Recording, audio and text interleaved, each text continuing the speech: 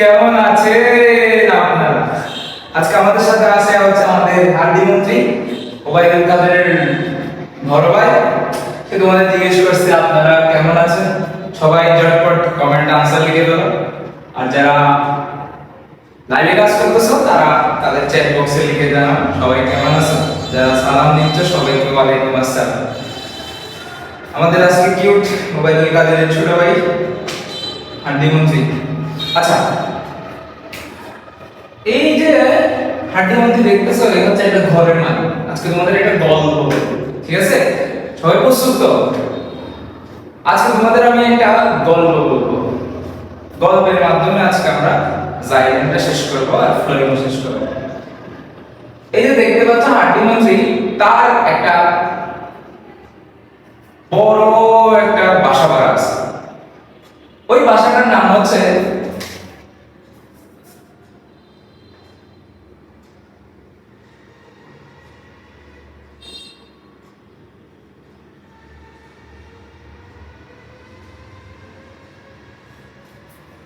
জাইলেন্ট mention.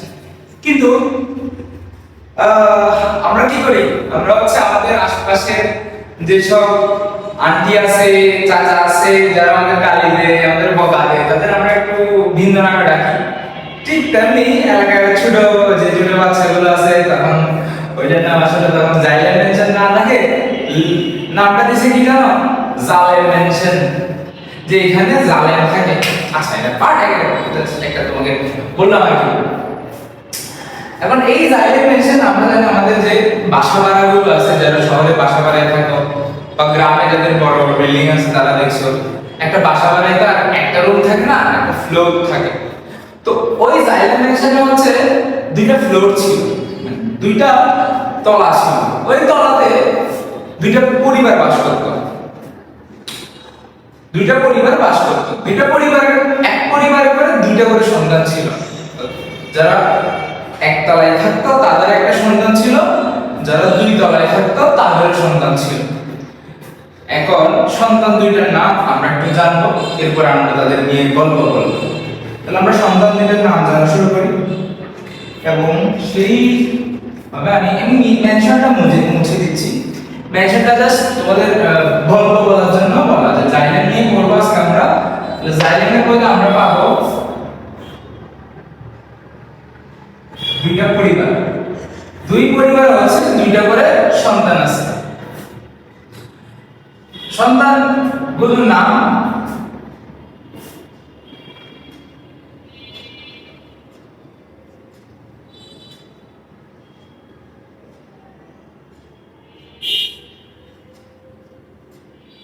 এরা হচ্ছে নিজেরা ভাই ভাই।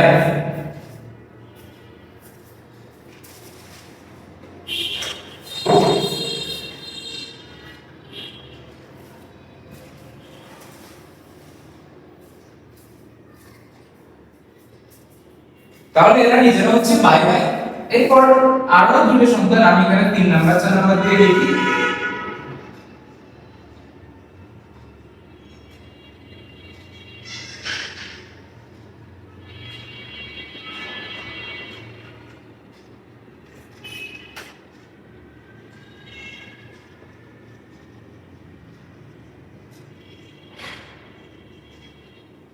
Xylem fibre.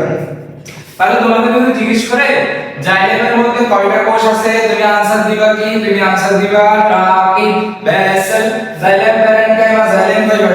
এখন আমরা একটা নাম শিখবো, সেটা হচ্ছে জাইলেমকে একটু আধুনিক ভাবে আমরা বলতে পারি। এটার নাম উড। এটাকে ঘন ঘন উড বলে। এইজন্য আমি এটাকে চাইলে উড প্যারেনকাইমা, এটাকে চাইলে আমি উড ফাইবার বলতে পারি। আর যারা নোট, আমি তো এগুলো নোট করতেছি, তোমরাও নোট করো। আর যারা হচ্ছে একদম আমরা ছবি দেখাতে, আমি তোমাকে হচ্ছে যে ছবি দেখাইলাম, এই নোটগুলো পেতে হলে আমাদের যে সিক্রেট গ্রুপ আছে ওইটাতে অ্যাড হয়ে যাবো। ওইখানে আমরা নিয়মিত ওই নোটগুলো দিয়ে দিচ্ছি। তার পাশাপাশি যেটা করে নেক্সট হচ্ছে সৃজনশীল ক্লাস নিব জাইলেম এবং ফ্লোরিনের উপরে। আচ্ছা, ট্রাকিনার বেসেল আমাদের পড়া শেষ নাকি শেষ না? এখন আজকে আমরা এই প্রথমে শুরু করবো হচ্ছে এই দুই ভাগের গল্প। এই দুই ভাগে আমরা এখন বলতে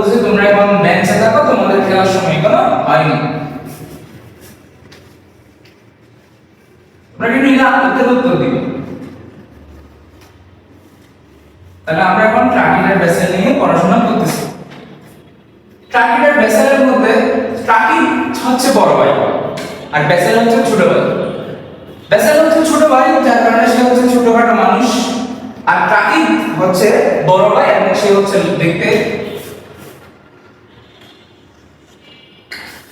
লম্বা, একটা লম্বা। সে হচ্ছে দেখতে কি রকম?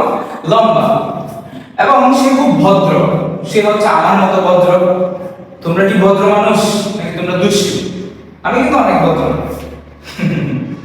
আচ্ছা, সে হচ্ছে লম্বা এবং ভদ্র মানুষ। সে চায়, আমি যেমন সবার থেকে, আমিও চাই হচ্ছে সবার থেকে লুকিয়ে লুকিয়ে থাকা, নিজের মতো করে থাকা। ঠিক একইভাবে এই ট্রাকিড যে আছে, সে হচ্ছে কি চায়? সবসময় মানুষের কাছ থেকে গোপনে থাকতে চায়। সেজন্য সে সবসময় হচ্ছে মোটা মোটা কাপড় পরে থাকে। আমরা যে শীতের সময় যে সোয়েটার গুলো পরে থাকি, সে হচ্ছে সবসময় এরকম মোটা কাপড় পরে থাকে। এই হচ্ছে তার পাশে, সেটা আমি বড় করে আঁকি। তোমরা বুঝতে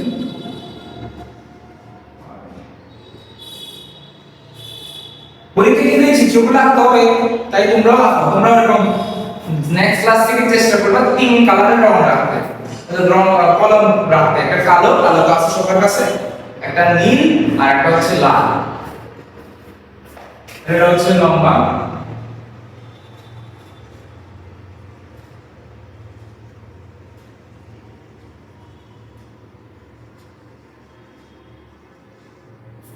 এরপর সে হচ্ছে একটা সুইটার পরে।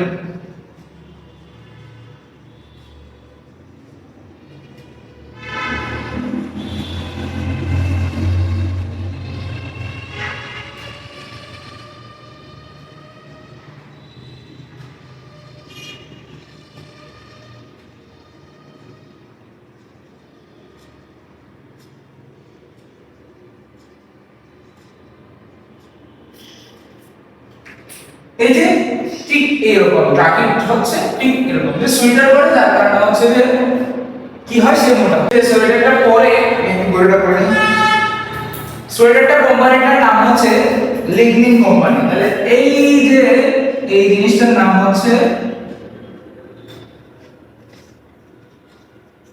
লিগনিন। এখন কি হয়? এই লিগনিন থাকার কারণে, এই লিগনিন যখন তুমি দিয়ে দিবা, তখন আমাদের শরীর, দেখো এটা আমার একটা ত্বকের মধ্যে এখান দিয়ে কি আছে? ছোট ছোট ছিদ্র দিয়ে কি বের হয়? আমাদের যে বাষ্পাকারে বলো, বা আমাদের যখন গরম লাগে, যে আমি এখন ফ্যান চালা তোমাদের জন্য ক্লাস রেকর্ড করতেছি, আমার রুমে ফ্যান আছে, কিন্তু তোমাদের জন্য ক্লাস করানোর জন্য ফ্যানগুলো অফ করে রাখছি। আমি এখন গরম লাগছে, আমার যে গাম হবে এটা হচ্ছে ছিদ্র দিয়ে বের হবে। এখন আমি যদি কি করে ফেলি, আমি যদি ধরো এখানের উপর আমি আরো কয়েকটা কাপড় বললাম, তখন কি এই ছিদ্র দিয়ে ঘামগুলো বাষ্পাকারে বেরোতে পারবে? কখনোই পারবে না। ঠিক তেমনি এরকম যখন একটা আঁকলাম, আমি আরেকটা, ধরো দুইটা, এখানে একটা, এখানে একটা। আমরা জানি নরমালি এগুলোর মধ্যে, কোষের মধ্যে যে কোষ থাকে, এটার মাধ্যমে যে কোষের এইটা কোষ, এই আরেকটা কোষ, এদের মাঝখানে যে কোষগুলো থাকে, এই কোষগুলোর মাধ্যমে হচ্ছে পানিগুলো পারাপার। তা তুমি যখন কোনো কারণে কোষগুলো এখানে বন্ধ করে দিবা, তখন তার পানি পারাপার হবে না। ঠিক একইভাবে তুমি যখন এটার চারপাশে একটা সোয়েটার পরে দিলা, কোন সোয়েটার? লিগনিন পরে দিলা, এটা মোটা হয়ে গেল, মোটা হয়ে গিয়ে কি করতে পারতেছে না? পানি পারাপার করতে পারতেছে না। তাহলে এখন প্রশ্ন হচ্ছে, বাইরে তাহলে পানিগুলো তো পারাপার হইতে হবে। আমরা যে জানি জাইলেন জল পরিবহন করে, এটাও তো জল পরিবহন করতে হবে। কেমনে জল পরিবহন করবে? দেখো, ধরো এটা হচ্ছে তোমাদের জাইলেন, বুঝতে পারছো? এটা হচ্ছে তোমাদের জাইলেন।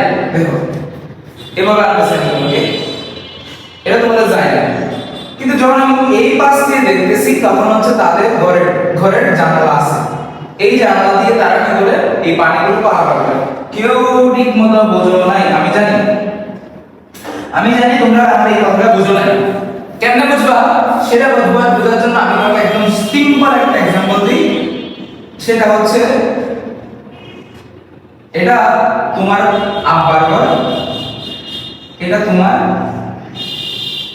চাচার ঘর। কি বুঝলা তো? চাচার ঘর। তো আমি কি করলাম, এটার মতো করে ও তো সোয়েটার নিজে নিজে পরতে পারে, ধরে নিলাম এখানে সোয়েটার পরছে, কিন্তু একই ভাবে ধরে নাও যে এটা তোমার আব্বার, এটা তোমার চাচা। এখন শীতকাল, অনেক বেশি শীত পড়ছে, তোমার আব্বার ঘর বা চাচার ঘর যেখানে, ওদের হচ্ছে কি হলো, ঘরের বাইরে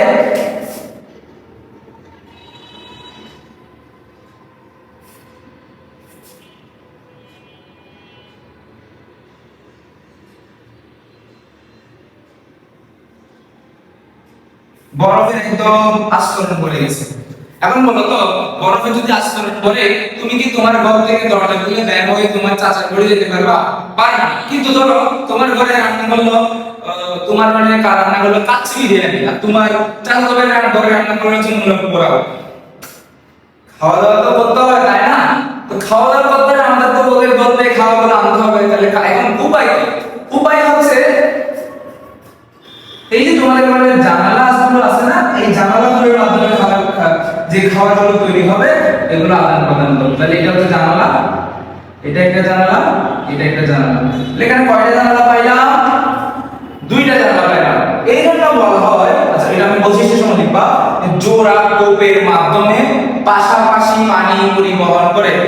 বুঝতে পারছি? এখানে দেখছে লিকুইড জমা হয়ে যাওয়ায় এটা পুরো হয়ে যায়, ছিদ্রগুলো বন্ধ হয়ে যায়। বন্ধ হয়ে যাওয়ার কারণে তারা কোষের ভেতর দিয়ে পানি পারাপার করতে পারে না, কোষের ভেতর দিয়ে পানি পারাপার করতে পারে না। কিন্তু যখন ধরো তোমার চাচার ঘরের জন্য দুইটা জানালার মাধ্যমে তোমরা পানিগুলো পারাপার করতেছি, ঠিক একই ভাবে এটা হচ্ছে, আমি যখন উপর থেকে দেখবো এখানে এটা জানালা, এটা একটা জানালা, এটা একটা জানালা, এগুলো দুটো জানালা। তো ধরো এটা একটা, এর উপর আরেকটা বসালাম, তাহলে জানালা জানালায় কালেকশন হচ্ছে না। এর উপর আরেকটা বসালাম, এর উপরে একটা বসালাম, এটার উপরে আরেকটা বসালাম। এভাবে জানালা জানালার একটা কি সৃষ্টি হচ্ছে পাশাপাশি। কিভাবে? একদম একটা যদি ছবি দেখে এইভাবে হয়, এদিক থেকে যায় এদিকে যায়, তারপর আবার এটার সাথে এদিকে যায়। বুঝে গেল? তোমরা এতটুকু না বুঝতে হবে, তোমরা জাস্ট মনে রাখবা পাশাপাশি জোড়া কোপের মাধ্যমে পানি পরিবহন করে। আমাদের পড়া শেষ, আমাদের পড়া বৈশিষ্ট্য শেখা শেষ। তাহলে আমরা হচ্ছে লিখি, আমরা ট্রাকিং নিয়ে লিখব, আমরা ট্রাকিং এর বৈশিষ্ট্য লিখব।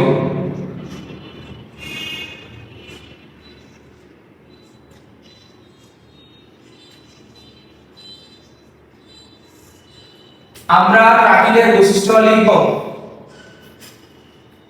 ট্রাকিং এর বৈশিষ্ট্য 1, কোষগুলো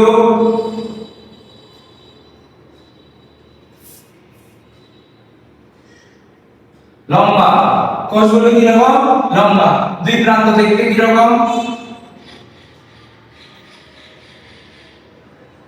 প্রান্তদ্বয়। প্রান্তদ্বয় হচ্ছে শৌচালো এবং পুরু, কারণ ওই যে লিগনিন জমা হয়েছে। এখন প্রাচীরে কি জমা হয়? প্রাচীরে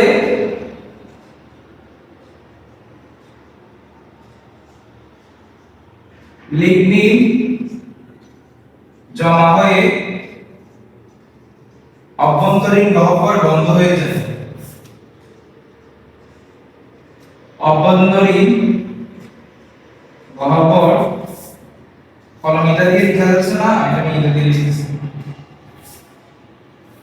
বন্ধ হয়ে যায়। অভ্যন্তরীণ গহ্বর বন্ধ হয়ে গেল না, তো পানি চলাচল কিভাবে করবে?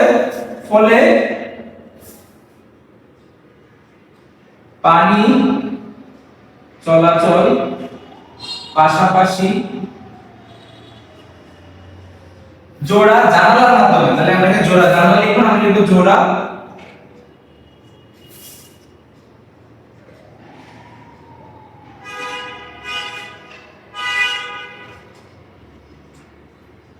জোড়া কোপের মাধ্যমে হয়ে থাকে, জোড়া কোপের মাধ্যমে হয়ে থাকে। এখন আমরা একটা ছন্দ শিখব, একটা লাইন শিখব, সেটা হচ্ছে এটা দেখতে কি রকম হয়। এটা লিখে গেছে আশা করি সবাই, না লিখলে হচ্ছে আমরা যারা বললাম, যারা সিক্রেট গ্রুপ আছে তাদেরকে আমি এগুলো দিয়ে দিয়েছি। আমি এটা মুছতেছি কারণ অনেক লম্বা ক্লাস হবে, সবাই খাওয়া দাওয়া করে আশা করি বসে। দেখতে কেমন? তারা দেখতে এইটা দেখতে কেমন সেটা মনে রাখার জন্য দেখতে কেমন এটা মনে রাখার জন্য আমরা লাইন শিখেছি তোমাদের একটা ছন্দ শিখেছি কি সর্প বালক কূপের পানি পান করে একটা সর্প বালক কূপের পানি পান করে সর্প বালক কূপের পানি পান করে সর্প বালক কূপের পানি পান করে এটাতে কি বোঝাবো এটাতে হচ্ছে সর্প দিয়ে বোঝায় সর্পিলাকার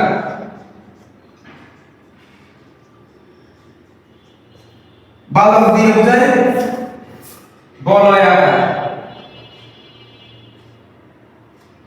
কূপ দিয়ে বোঝায় কূপাঙ্কিত পানি দিয়ে কূপের পানি পান করে কূপের পানি না সরি কূপের জল কূপের জল জল দিয়ে মনে রাখবা জালিকাকার পান দিয়ে মনে রাখবা জল পান করে জল সুপান করে সুপানাকার সো পরে দিয়ে কিছু নাই আশা করি সবাই বুঝতে পারছো আমার এই ছন্দটা সর্প বালক কূপের জল পান করে সর্পিলাকার বলয়াকার কোপাঙ্কিত জালিকাকার সোপানাকার আর ডিমন্ত্রী কি অবস্থা তোমাদের এখন আমরা বলবো কোথায় থাকে বলার আগে আমাদের দেখবো বইয়ে গুপ্ত বীজি ব্যক্ত বীজি নগ্ন বীজি বলে অনেক পড়া আছে আমাদের পরিবেশটা হচ্ছে আমরা আশেপাশে অনেকগুলো গাছ দেখি এই গাছগুলো যাদের বীজ থাকে এদেরকে বলা হয় স্ববীজ উদ্ভিদ তাহলে আমরা এখানে লিখব যে স্ববীজ উদ্ভিদ শব্দের অর্থ হচ্ছে কি মানে যেসব উদ্ভিদে বীজ থাকে তাদেরকে বলা হয় স্ববীজ উদ্ভিদ এই স্ববীজ উদ্ভিদ আবার দুই প্রকার একটা হচ্ছে আমরা যে আম জাম কাঁঠাল লিচু এগুলো খাই এদের বীজগুলো কি আমরা বাইরে থেকে দেখতে পাই এদের বীজগুলো আমরা বাইরে থেকে দেখতে পাই না কিন্তু কিছু উদ্ভিদ আছে যাদের বীজ হচ্ছে বাইরে থেকে দেখা যায় আমি একটি স্ক্রিনে ছবি দিচ্ছি তোমরা একটু দেখো এই যে দেখলাম এদের হচ্ছে বীজগুলো বাইরে থেকে দেখা যায় তো বাইরে থেকে দেখা যায় মানে তারা উন্মুক্ত তো আমরা যখন বলি একটা বাচ্চা যখন জন্ম নেয় তার কোনো কাপড় চোপড় থাকে না সে তখন নগ্ন অবস্থায় থাকে ঠিক তেমনি একটা বীজের যখন আবরণ থাকবে না তখন আমরা তাকে বলবো কি নগ্ন বীজ উদ্ভিদ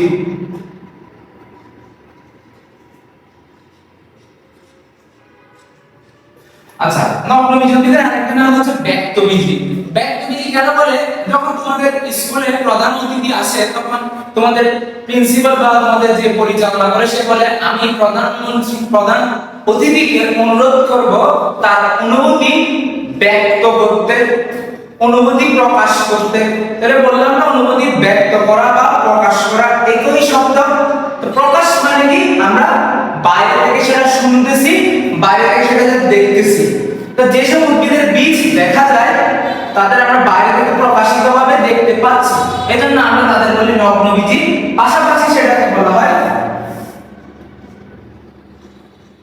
ব্যক্ত বীজি উদ্ভিদ এবং ইংরেজি নামটা কি এটা যারা ইংলিশ ভার্সনে আছে তাদের জন্য সেটা হচ্ছে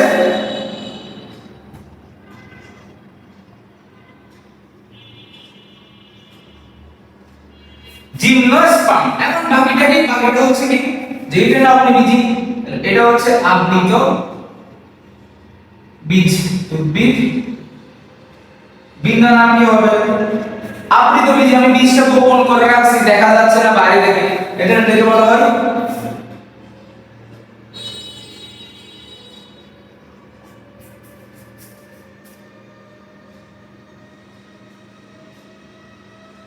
অ্যাঞ্জিওস্পার্ম এটা বলা হয় এটাকে বলা হয় অ্যাঞ্জিওস্পার্ম এখন এই যে আবৃত বীজের মধ্যে আবার দুই প্রকার, যেমন আমি যদি বলি ধান গাছের থেকে যে তুমি ধান পাও আর আম গাছ থেকে তুমি যে আম পাও, দুইটার ক্ষেত্রে কিন্তু পার্থক্য আছে। তুমি যখন ধানের উপরের যে অংশটা ছিঁড়ে ফেলো তখন শুধুমাত্র একটা ধান পাও, একটা বীজ পাও।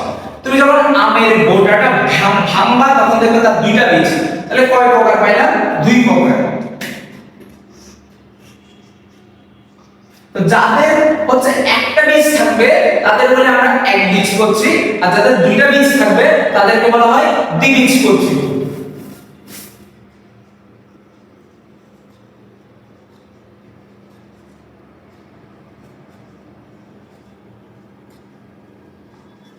এটার एग्जांपल হচ্ছে কি ধান, এটার एग्जांपल কি আম, জাম, কাঁঠাল, লিচু। ঠিক আছে, আমাদের হচ্ছে সবই সবই পড়া শেষ। এটা করার কারণ হচ্ছে এটা প্রত্যেকটা জায়গায় দেখবা তোমরা, আশা করি তোমরা ক্লিয়ার। আমি নবনবীজির জায়গায় একটা ছবি দিচ্ছি, নবনবীজির একটা एग्जांपल দেখো, একবীজপত্রীর একটা एग्जांपल দেখো, দ্বিবীজপত্রীর একটা एग्जांपल তোমরা দেখো। শেষ আমার পড়া এখানে। আমরা এখন চলে যাব হচ্ছে ট্রাকিডে ফিরে আসবো যে ট্রাকিড কোথায় থাকে। তাহলে তোমরা লিখে ফেলো, ট্রাকিড হচ্ছে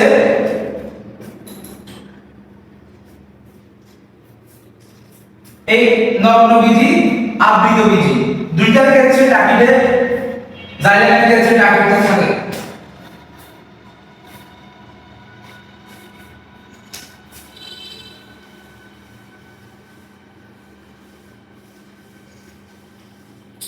এরপর আমরা কোথায় থাকে, আমরা লিখি কোথায় থাকে। আচ্ছা, আরেকটা জিনিস বলতে ভুলে গেলাম, সেটা হচ্ছে ফার্ন বর্গ। আবৃত বীজি নগ্নবীজিতে তোমরা ছিল ফার্ন বর্গ জিনিসটা হচ্ছে তোমরা যখন দেখবা পুকুরের ঘাটে যাবা, পুকুরের ঘাটে নামবা, দেখবা কিন্তু সবুজ সবুজ পিচ্ছিল সবুজ অংশ দেখা যায় শৈবালের মতো, এদেরকে বলা হয় ফার্ন। এদেরকে বলা হয় মশ। পুকুর ঘাটে যেগুলো দেখো সেগুলো কার্পেট দেখো না, সবুজ কার্পেট, এদেরকে বলা হয় মশ। আর ডেকিসান ছিল, ডেকিসান হচ্ছে কি বলা হয়, এই যে ডেকিসান।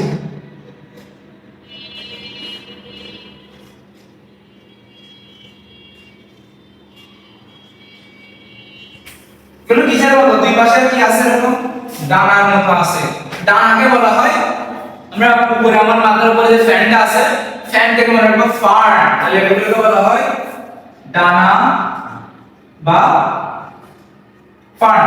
তাহলে এগুলো কোথায় কোথায় থাকে আমরা এটা লিখতেছি, এরা থাকে ফার্ন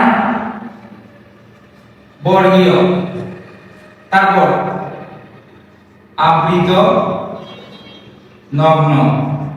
এদের ক্ষেত্রে প্রাথমিক ও গণজনে যারা বুঝতেছেন না তারা আমাদের আগের ক্লাসগুলো অবশ্যই করতে হবে। এই তিনটা জায়গায় তারা আমরা দেখি। এদের ক্ষেত্রে কি বলতে, এদের ক্ষেত্রে বললাম প্রাইমারি আর ঘন শব্দটা তো আমরা জানি সেকেন্ডারি, এর নামই ওগুলো আমি পড়াই ফেলছি। প্রাইমারি কি জিনিস, সেকেন্ডারি কি জিনিস আগে পড়াইছি। যারা বুঝে না, যারা ক্লাস শেষ হচ্ছে ওই ক্লাসটা করে নিও। তারপর আসবো হচ্ছে আমরা এখন আমাদের ট্রাকিডের কাজ আসবো আমরা।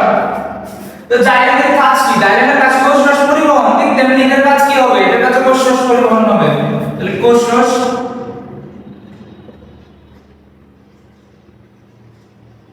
পরিবহন। তারপর হচ্ছে কি বললাম, এটা লিগনিন জমা হয়, তাকে সে কি করতেছে, বাইরে থেকে তাকে সাপোর্ট দিচ্ছে, সেটাতে বাতাসে উড়ে না যায়, তাকে সাপোর্ট দিচ্ছে। তাহলে সাপোর্ট দেওয়া মানে কি, দৃঢ়তা প্রদান করা, অঙ্গকে দৃঢ়তা প্রদান করে।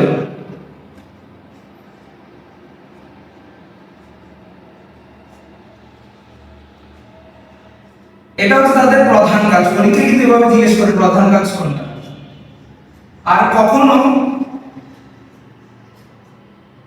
সেই খাদ্য সঞ্চয় করতে পারে।